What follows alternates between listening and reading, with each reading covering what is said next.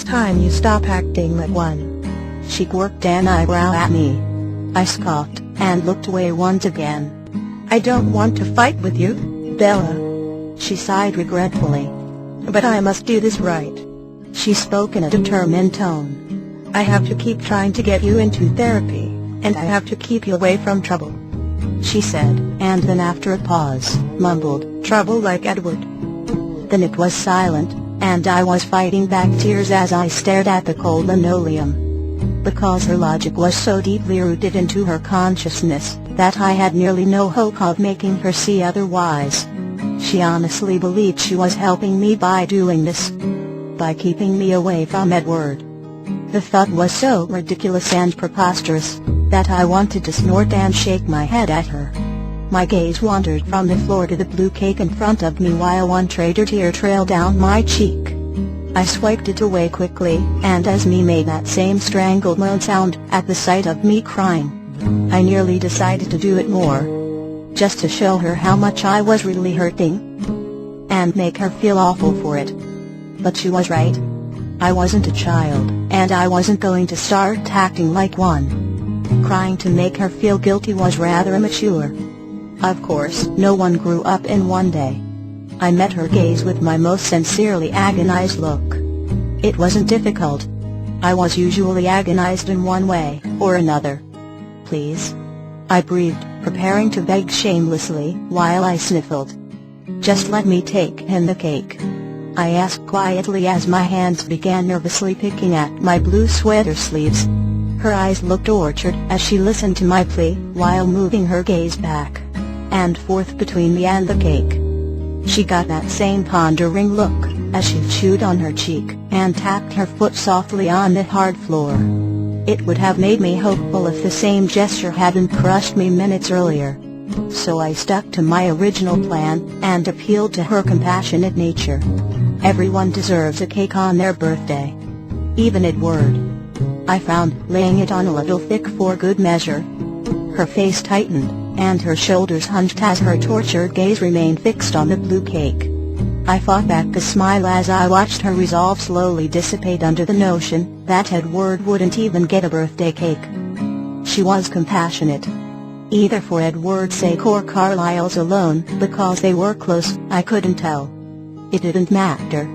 Because, with one long, defeated sigh, she nodded.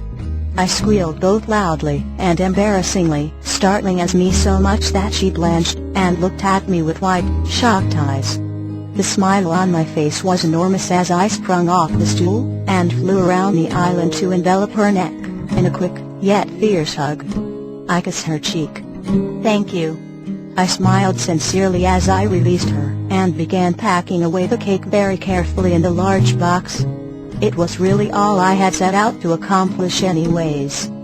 Furthermore, it was proof that Esme's will wasn't entirely impervious. It gave me more hope. She continued watching with an oddly odd expression as I swiftly grabbed Edward's bag of cookies, and shoved them into my waiting black sack. I'll just be 10 minutes.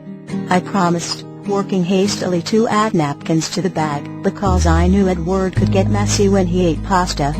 I slung the bag on my shoulder, and met her gaze again, wondering how rude it would be of me to simply walk out that second, before she changed her mind. Instead she rolled her eyes and chuckled, soft and musical, yet somehow still tortured a bit. Stay as long as Carlisle allows, she sighed, still defeated, as my smile grew impossibly wider. I battled with urge to jump up and down and clap, like the child I swore I wasn't. I picked the box up to restrain myself as I turned and prepared to leave the kitchen impatiently. Esme's voice stopped me as I reached the doorway with the cake in my hands. Bella, she called softly, making my body tense in anxiety as I dubiously turned to meet her gaze. Her expression was sad once again as she now held her cell phone in her hand and stared at it dismally. Could you? She paused, seeming to appear rather shy and uncertain suddenly, as she met my gaze.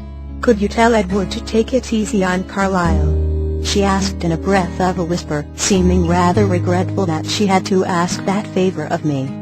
I nodded slowly, but seriously doubted even I could convince him to be nice to Dr. Cullen. Truthfully, I wasn't very pleased with the man myself. "This is a one-time occurrence," she added with the same commanding posture that made my smile fall infinitesimally, but I nodded. She opened her cell phone and began pressing buttons while speaking. "And I'm not giving up on therapy," she added decisively with raised eyebrows as she brought the phone to her ear. I grinned minutely as I shifted the large box in my arms. "And I'm not giving up on it, word." I spun on my heel and exited the kitchen before she could reply to that remark. It was the truth. Given time and the escalation of my exhaustion, Esme's will would falter and she would realize what was for the best. I passed Alice in the living room as I made my way to the front door. She was lounged on the couch as she inspected the contents of my arms with a smug grin and a fist pump of solidarity that made me snicker softly. I opened the front door and it was bright and sunny. A tiny taste of the coming spring as I stepped outside with a satisfied grin, prepared to fight tooth and nail for Edward, no matter how exhausted I grew.